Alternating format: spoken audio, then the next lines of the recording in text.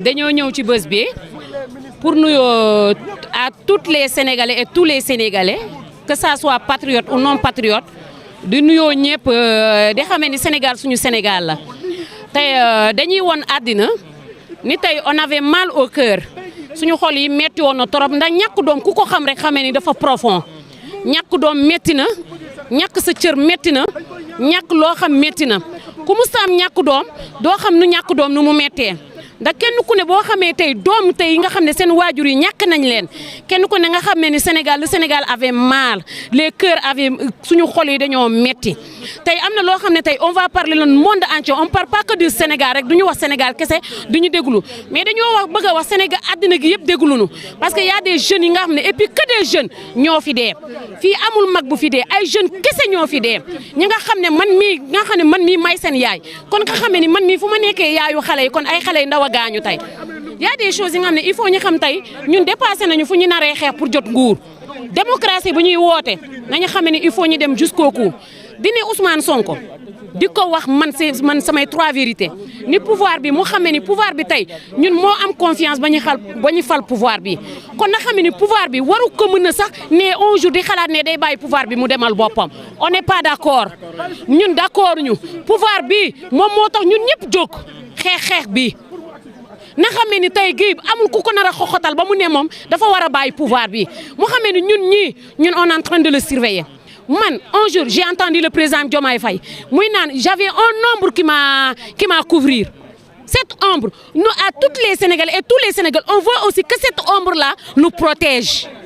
parce que c'est pas lui seulement de savoir que ombre boobu moom rek la bëgg mu protéger ko na xamee ni ñun ñëpp ombre boobu bëgg nañu tamit mu protéger ñu y a un ombre bi nga xam ne nee na moo ko protéger alors nous on est d'accord de cette ombre comme moom xamoon na ombre boobu moo ko protéger jusqu'au pouvoir nous aussi on veut que cette ombre là nous protège jusqu'à 2029 bëggatuñu xeex bëggatuñu xulloo bëggatuñu leneen nañu xamee ne xeex bi ñun dañ koo xeex pour moom mu falu y a des gens ki nga xam ne ñoo ngi nii gaañu nañu tey man dama ñàkk doom moo tax ma xamee ni ñàkk doom nu muy toll ñàkk doom dafa métti ñàkk doom dafa métti te kenn ku ne tey bu ne yaa ñàkk sa doom tey di nga xam métti na la tey je parle aussi à la FMI FMI tey moom amul droit FMI n'a pas le droit de nous bloquer FMI l'argent c'est pas son argent c'est notre argent FMI dafa war a xam nu muy joxee ñëpp ay financement daf ñu war a financer ala kuli xal daf ñu war a financer y a des choses yi nga xam ne man dama ne nit ñi toog ci dëkk bi lan moo tax d'accord ñu engagé FMI FMI du xaalisam suñu xaalis la na FMI xamee ni nu mu dette bi du Sonko moo ko leb du Diomaye moo ko leb du moo ko leb ne FMI xamee ni il n'a pas droit Sonko ak Diomaye yéeg FMI du nous bloquer cet argent du ñu naan on vous doit pas les financements parce que vous avez endetté mais aujourd'hui les endettés là qu'ils parlent ils n'avaient pas vu que le pouvoir est en train d'endetter ils ne voyaient pas ça l'FMI ne voyait pas ça mais qu'est-ce qui se passe ils n'ont qu'à nous dire qu'est-ce qui se passe sur la dette là bi nga xam ne vous êtes endetté jusqu'à quand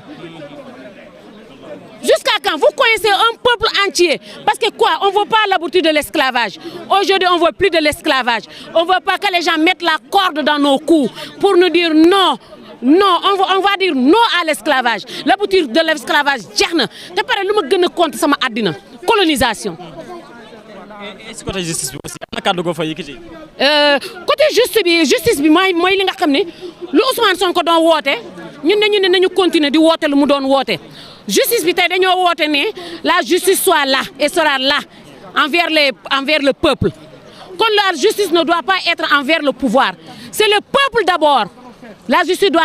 aller envers le peuple man je dis pas man duma wax leneen lu exagéré mais dama xam ne justice bi dafa war a nekk envers le peuple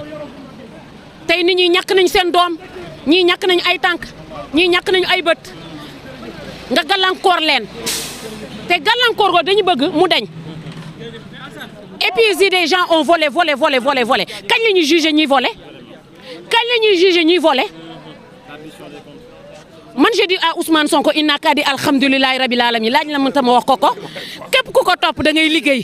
xam nga boo ñu xoolee rek da nga xam ne ñun ay liggéeykat lañu képp ku ko topp liggéeykat la man mii nee naa Ousmane Sonko bu ma jëloon amul salaire bu may fay man li may liggéey mën naa fay ay employé man je suis coiffeuse man li may wax tey am na àdduna ñu bëri ñu ma xam tey nee naa na sant yàlla il n'a pas de chômeur envers les gens qui l'aiment il n'a pas de chômeur envers des gens qui l'aiment Ousmane Sonko na xam ne amul chômeur que des travailleurs ñoo nekk ci ginnaawam moo tax du neex a daan laaj ma la tax du neex a daan ñun dañuy liggéey takku dëgër liggéey on est des travailleurs et des travailleuses même boo nekkul tey yaa ngi ci leneen min naan sa liggéey la bale liggéey la il a eu la chance d'avoir des gens dignes nga xam ne ñoo nekk ci ginnaawam nous on n'a pas peur de rester derrière lui il n'a qu'à avoir la conscience tranquille même en parlant il sait qu'on est heureux et joyeux envers lui ñun dañ koo bëgg xam nga boo bëggee nit moo neex a waxal dëggu xam nga àddina bu amul dëggu tey àddina bu amul dëggu amul la patience déglu leen ma bu baax la bu dëggu amul patience amul justice nga xam ni coow li jeex na dëgg rek a wóor tey ñun dañoo gisal suñu bopp suñu biir ci Ousmane Sonko ñun dafa mel ni Ousmane Sonko moo nekk suñu biir yaram yi parce que ni muy waxee ñun noonu la ñuy waxee sax ci koñ yi on est des travailleurs on est des gens dignes Ousmane Sonko na xam ne y a un peuple digne qui est derrière lui un peuple qui tend pas à la main un peuple qui travaille un peuple des travailleurs marché ambulant et puis dama koy ne na xoolaat bu baax ambulant yi na xoolaat bu baax ambulant yi parce que tey ñoo ngi koy boole ak ambulant yi na xam ni ambulant yi ñoo ngi ko ciy boole surtout ambulant yi parce que maa ne woon xale yi jeunes yi takku ba dëgër liggéey j'ai parlé na jeunes yi taxaw liggéey na xool même ambulant yi bu dee dañu leen fay jëlee ñu xool nu ñuy organiser ba teg ambulant yi benn place bi nga xam ne dañuy daan seen doole il faut pas effacer des gens te pare utaloo leen fu ñuy jógee il faut nourrir des familles il faut mu xam aussi en faisant nourrir une famille il faut mu xam fan leen war a teg et puis bu amul ambulant marché bi du neex concurrence bi du neex il faut ngeen xam ambulant yi ñoo indi concurrence bi marché ambulant yi ñoo indi concurrence bi parce que léeg-léeg boutique bi lu muy jaay bu chéré ambulant moo ngi xool lan la ci am rek gagné dem il faut ñu xamee ni na xool le peuple ñoo ngi koy jaxase avec le peuple il sait que ñoo ngi koy jaxase avec le peuple mais ñun ñu ko bëgg on est focus avec lui il n'a qu'à savoir on est focus et puis on est des belles dames boo gisee xeesal ñu rek xamee ni on est digne ñun on est typiquement africaine on est toutes belles avec notre peau on a la fierté et merci aussi je vous adore beaucoup vous savez pourquoi vous allez m'adorer parce que je suis une femme digne et belle aussi et j'ai la fierté d'être belle je suis belle affaire yooyu il faut ñu bañ ñu xam ne ni on est là mu sell mi c'est notre leader le président Ousmane Sonko on dit c'est notre leader c'est la fierté de l'Afrique c'est la fierté et puis je dis merci et puis na ngeen ma ne waa jooju nu mu tuddati ki doon wax démb Pastef dañ ko Pastef 2014 ak 2021 du benn Baro nee leen ko Baro man ma ne 2014 on connaissait pas qui est Baro 2015 on connaissait pas qui est Baro et ba léegi écoute-moi bien je vais terminer cette parole il faut dire à Baro aujourd'hui je parle français parce que dama bëgg àddina seetaan ma on connaît pas qui est Baro on connaît pas qui est Baro Baro même si c'était le chef de cabinet en 1994 on le connaissait pas 95 on le connaissait pas 97 jusqu'à on a élu Ousmane Sonko un seul député à l'Assemblée nationale où il était c'est du Pastef de 2014 et de 2021 n'est pas pareil il se trompe massivement il doit savoir le Pastef c'est le Pastef parce qu'il connaissait pas les gens nous c'est Ousmane Sonko qui nous a vendu ce projet c'est pas lui Baro ni Diomaye ni le président Diomaye Faye il nous a pas vendu ce programme bi c'est Ousmane Sonko qui nous l'a vendu c'est pas lui il faut lui dire naka rester tranquille Baro dañu bëgg mu dal et puis yee nañu dafa ne marché ambulant yi bàyyi nañu ginnaaw Ousmane Sonko dafa ne aussi déguerpissement yi bàyyi nañu Ousmane Sonko il nous a réveillés pendant le sommeil on dormait mais il nous a réveillés et puis le Sénégal Ousmane Sonko sera encore plus aimé et puis encore de féliciter le livre du maître du monde vous savez je suis à l'actualité alors le livre du monde maître du monde. Il fait partie des 20. Il fait partie des... On a la fierté d'avoir un Sénégalais. On le porte devant le monde entier qui défend son peuple. Un Sénégalais qui défend son peuple. Un Sénégalais qui a un nombre pour mettre tout à l'abri à tous les Sénégalais. Il n'a pas besoin de quelque chose. Il a dit, je vais vous mettre à l'ombre. Alors on doit se battre jusqu'à se mettre à l'ombre. On doit se battre. On doit se battre. Même qu'importe façon, on doit se battre. Oui, on doit se battre. Comment? Je ne sais pas, de toutes les façons. Parce que même dans les quartiers, il y a la bataille. Dans les quartiers, même dans les maisons, même il y a la bataille. La démocratie, on doit le commencer envers nous, même dans les maisons. C'est ça d'abord l'obstacle. On est un peuple mature. On n'est pas un peuple. Man bu ma la nee CM2 laa yem jàng di ngeen ko gëm. CM2 laa yem. Mais bëgg naa nga wax man tamit ban discours moo la gën a frappé ci moom. Ci Ousmane Sonko. Le 21e sera aux Africains. C'est ça ce discours qui me quitte. Et puis il a dit on ne va pas mettre on va pas nous mettre un pistolet sur la tempe. On est des personnes dignes. Nañu xamé ni mënuñu jënd. Nous on est des personnes dignes, des personnes fières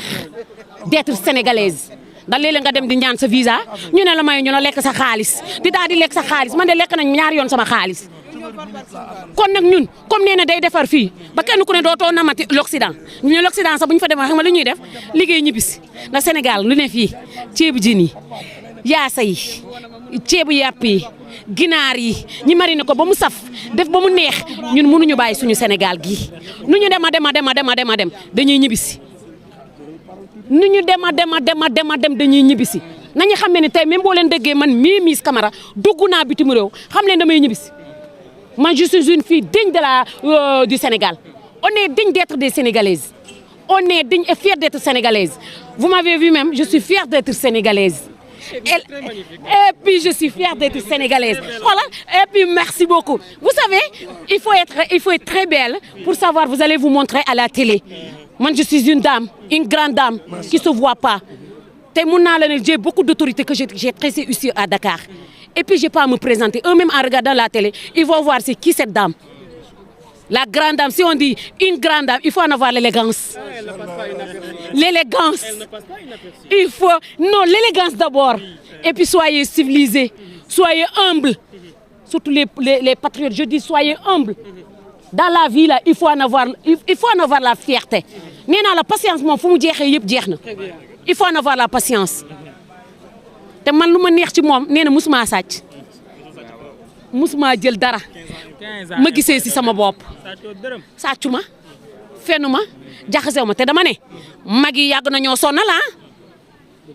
mag yi yàgg nañoo sonal mag yi ci réew mi dañoo yàgg sonal man balaa maa dee ñun neen jamono Abdou Diouf dafa neexoon fan la neex jamono Abdou Diouf fan la neex on marchait des kilomètres pour aller chercher de l'eau pour ma wax xale yi tey ñi xam mag yi lu ñu nekk dina xëy ñi boo toogee ñi naan jamono Abdou Diouf dafa neex jamono Abdou Diouf musta neex c'était un président sans ressources un président sans valeur un président sans avancement un président qui nous a man xaw ma lan laa ko mën a wax Abdou Diouf du nit ki nga xam ne dañ ko war a topp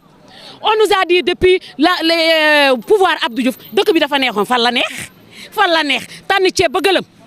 da ngay tànn ceeb ba gëlëm boo mbëkkee meew bi daal di dugg sa suuf làmmiñ bi daal di fa kole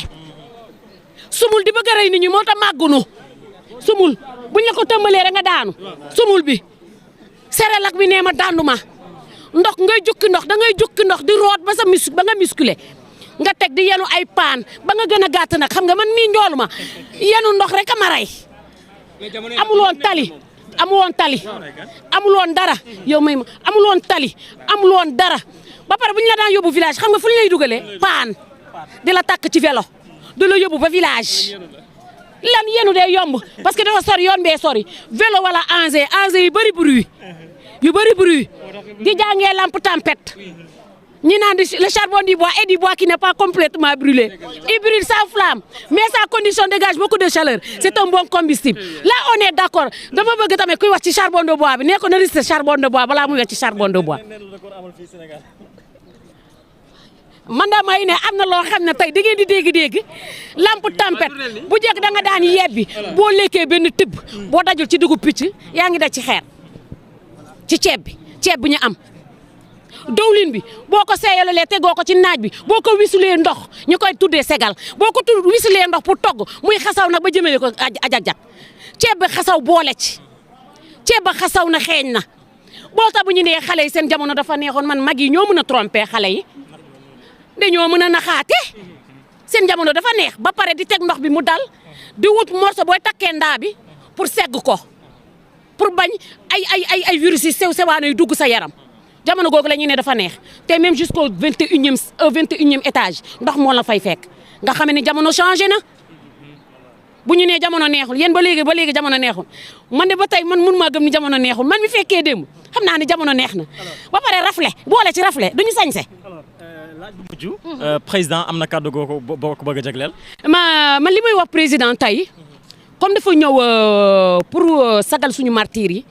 et puis ma wax leen on a cotisé pour sagal martyrs yi il faut que les gens parlent on a cotisé man même mes enfants ont cotisé day am li nga xam ne parce que les sénégalais yi tam mën nañu bu ñuy def dara ñi naan fan la ñu jëlee xaalis ils n'ont qu'à savoir nous on cotise parti cotisé la ñun parti association kaay ñu jàppal ma jàpp parti jàppal ma jàpp du parti da ngay xaar mu neex toog muy neex parti jàppal ma jàpp la